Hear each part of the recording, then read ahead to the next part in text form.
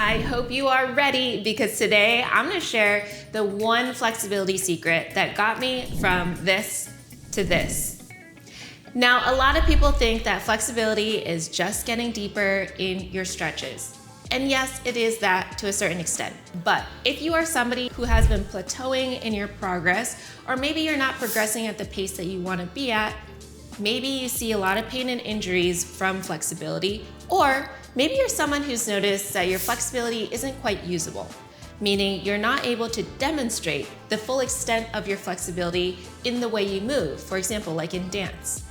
Or maybe you just can't do all those contortion tricks that you see all the time, like being able to do a high leg kick or any leg scale. If any of this sounds like you, then here's my secret.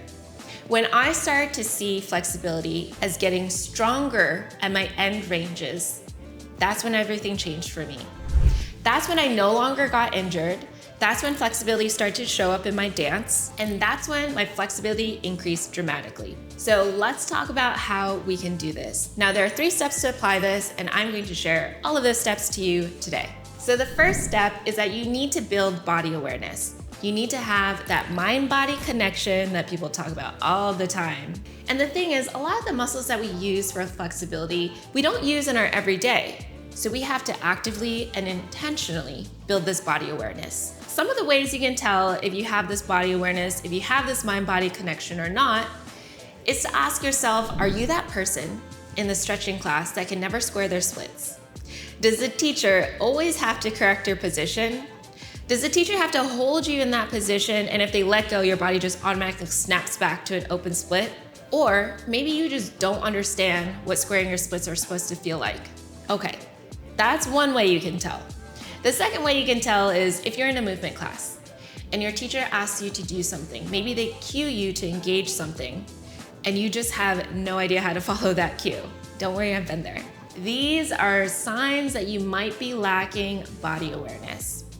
And now, if you are one of these people, I do have a free sensual stretch routine that can help you develop this body awareness. I've linked it in the description below if you want to check it out. You can also test this by poking an area and seeing if you can push back on your finger.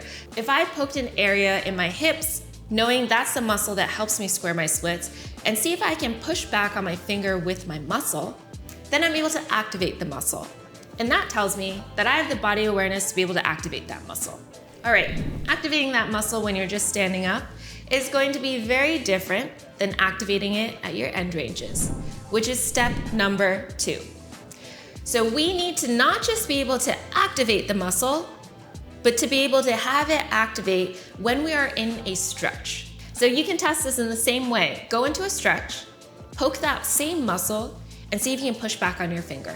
Now, if you can't push back on your finger at that deep of a stretch, come up a little bit more and try it again.